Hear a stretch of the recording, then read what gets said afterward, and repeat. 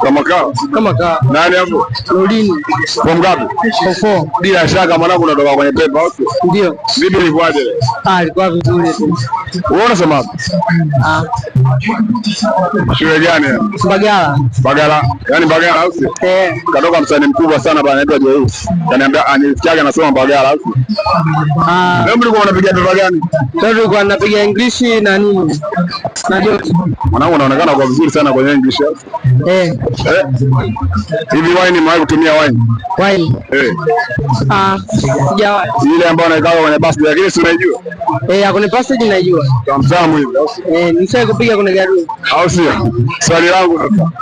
Kwa sababu niambia kwenye English kwa vizuri au sio? Hivi mvinyo kwa Kiingereza anaitwaje? Hapo changamoto. Mwanangu jaribu basi. Sijui. Pamoja basi mwanangu Nurdin. Uweze kupinga namna hiyo. Pumbavu sana wewe. Mama.